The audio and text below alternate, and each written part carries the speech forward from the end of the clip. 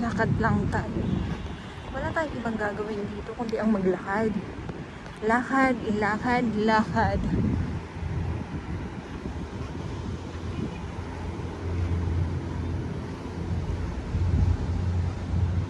Dahil bawal pa naman pong maligo. So, lakad lang po. Sa mga gustong maglakad talaga. Yung iba naman ay nakaupo lang, or iba naman ay nakahiga. Yung iba ay picture talaga, lalo na kung kayo ay mga malalayo, or lalong lalo na sa mga mga bagong dating, or malayo ang inyong mga pinanggalingan. Kailangan po ay sulitin po ninyo ang inyong pamamasyal dito sa loob ng Dolomite Beach po.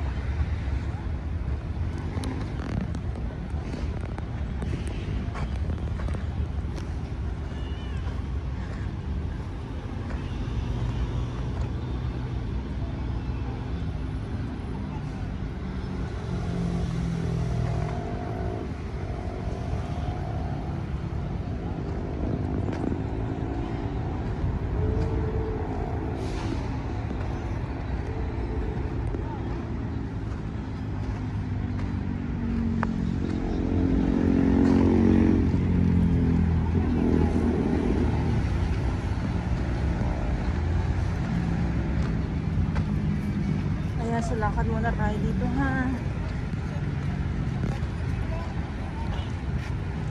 So dito yung entrance. Ayan yung entrance dyan. Tapos dito naman yung exit naman po sa kabila.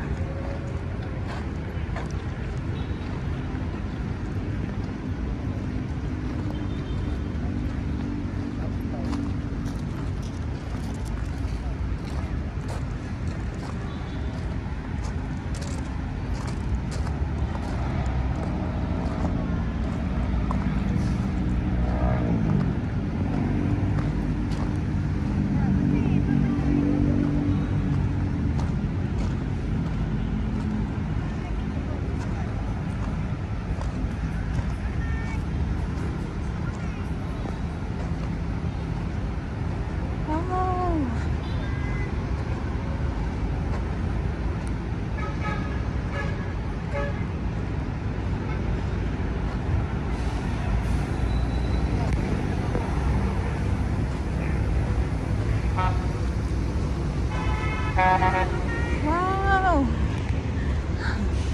Tirik na tirik ang araw.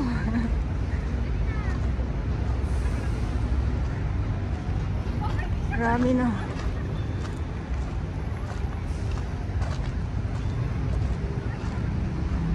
So dito tayo na sa may sa may exit na po. Ayan, ha. Exit na po ito.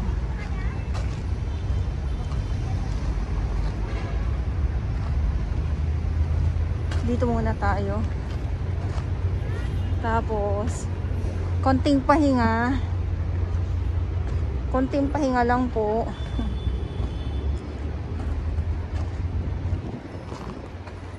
Syempre, abang tayo na sunset. Okay, sa aking mga viewers.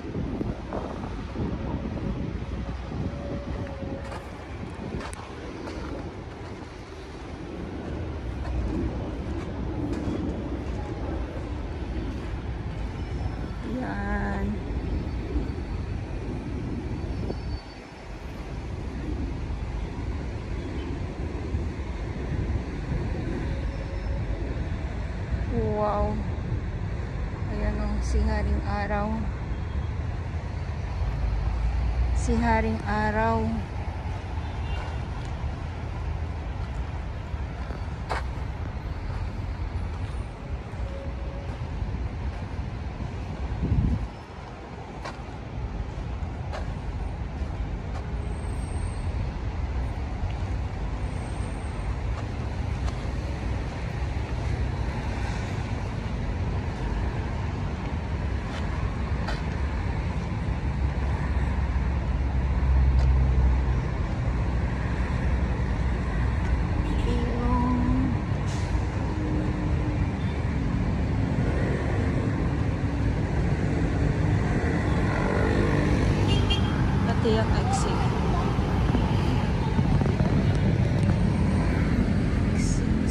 iba, yan, picture, upo, lakad-lakad, tapos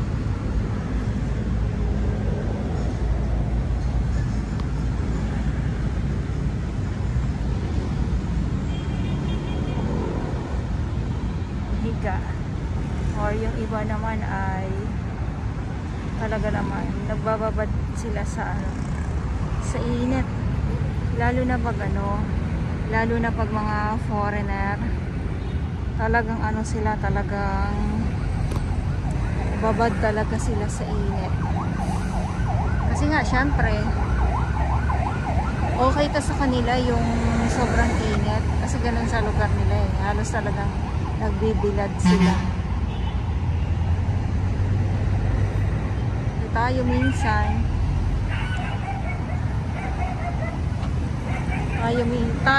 tayo minsan talaga, syempre tayo mga Pinoy, ayan,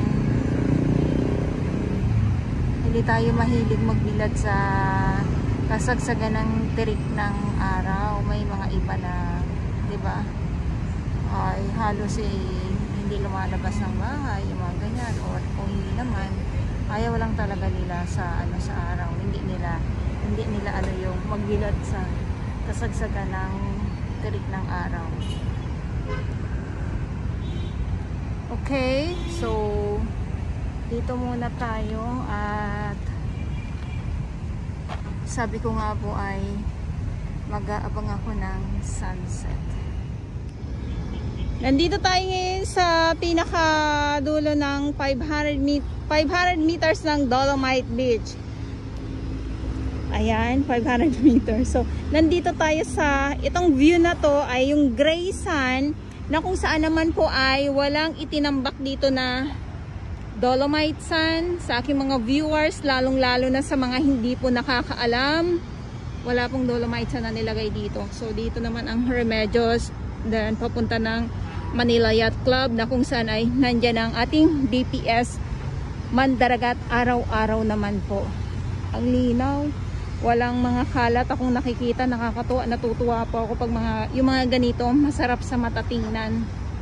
Ayan, so ito yung ating view. Ay, papatapos na pala ito. Swerte yung mga nakatira dyan, kasi yung view nila, lalo na pag sunset, tapos Dolomite Beach pa, diba?